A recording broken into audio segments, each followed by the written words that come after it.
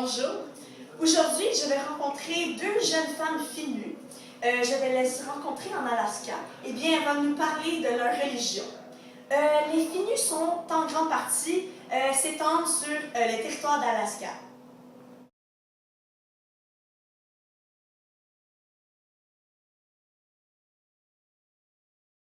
Moi, je suis Lola. Et moi, je suis Marianne. Marianne, parfait.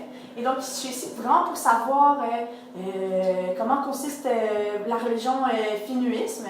Donc, commencez par m'expliquer comment vous pensez que l'univers a commencé. Quelle est l'origine de l'univers? Nous, on pense qu'il y avait deux planètes, Hugues et R. Ils sont rentrés en collision, puis tous les débris ont formé la planète Terre. Parfait. Et l'origine de l'homme? Les hommes sont descendants des poissons et c'est très clairement écrit dans notre livre sacré, le Coruc. Parfait. Et est-il spécial, votre livre sacré? Est-il situé dans un coffre-fort ou quelque chose comme ça? C'est écrit sur une roche au centre de la ville. Ah! En Alaska. Ouais. Oui, vous êtes situé en Alaska. J'ai vu sur la carte. Eh bien. Et qu'est-ce que vous pensez est le but sur Terre? Le but sur Terre, c'est de cohabiter avec les autres et de respecter les poissons pour que les futures générations ont une bonne pêche. Parfait. Et signification de la mort. Comment voyez-vous la mort? Quand tu meurs, c'est parce que tu as cessé d'obéir au Dieu des poissons et tu as cessé de partager ta pêche avec les autres, ce qui est contre. Donc, expliquez-moi votre légende. Notre mythe, c'est qu'il y avait un monsieur qui pêchait et c'était l'hiver, alors il n'y a pas beaucoup d'autres choses à manger sauf le poisson. Alors il pêchait dans un trou de glace et il a attrapé un poisson tellement grand que le poisson l'a amené dans l'eau. Et le poisson dans l'eau, il lui a parlé, ils ont fait une entente que les poissons continueront de donner aux humains une bonne pêche, à condition que les humains partagent toujours leur pêche. Alors, un jour, l'homme n'a pas partagé ses récoltes. Alors, le dieu des poissons a jeté un sort sur lui et il est devenu un poisson. Et maintenant, il est notre dieu, Tambaye. C'est bien. Donc, je comprends tout. Et vous parlez quel langage? Vous parlez sûrement anglais? Oui, anglais. Mais on a beaucoup d'immigrants de Chine qui viennent. Et alors, on sait un peu de chinois et de mandarin. Et bien sûr que français. Oui, c'est sûr. Donc, c'est bien. Et donc, aussi, est-ce que vous avez un symbole dans votre religion? Oui, on a un symbole et c'est un triangle avec un poisson dedans. Et la signification, c'est qu'un des points, un des sommets, c'est la naissance. Puis après, le deuxième sommet, c'est toute la vie. Et le troisième sommet, c'est la mort. Et ça représente le triangle de vie. Parfait. Et vous êtes une religion monothéiste, à ce que je vois, ou polythéiste? Vous avez plusieurs dieux? On est monothéiste parce que Tambaye, c'est notre seul et unique Dieu. Parfait. Donc, je crois que c'est tout, mais j'aimerais aussi savoir, Marianne, est-ce que vous avez des objets sacrés? Oui, on a le kourou, c'est un collier en forme de poisson que porte le chef.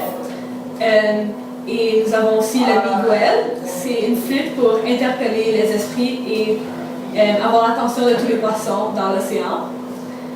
Et donc, vous faites souvent des prières. Combien de fois par jour? Vous faites des prières par semaine? On fait 3 prières par jour, une dans le matin, une au midi et une au soir. Et celle au midi, on le fait tout seul.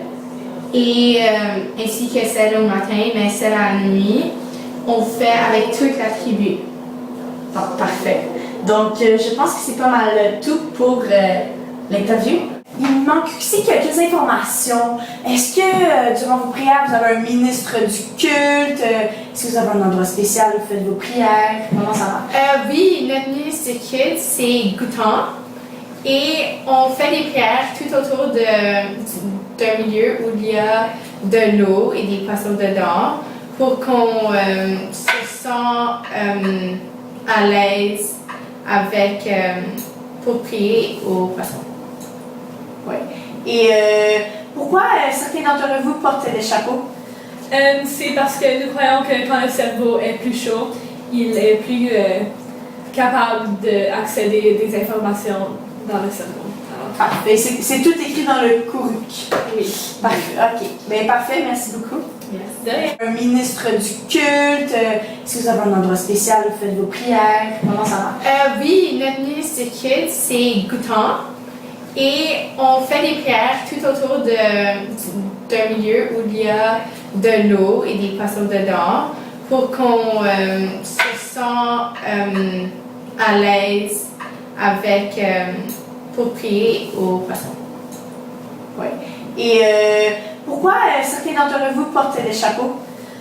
C'est parce que nous croyons que quand le cerveau est plus chaud, il est plus capable d'accéder des informations dans le cerveau.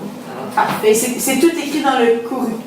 Oui. Parfait. OK. Bien, parfait. Merci beaucoup. Yes. De rien. Maintenant, on va aller questionner une autre femme finue par rapport à sa préposition contre la peine de mort, l'euthanasie et l'avortement.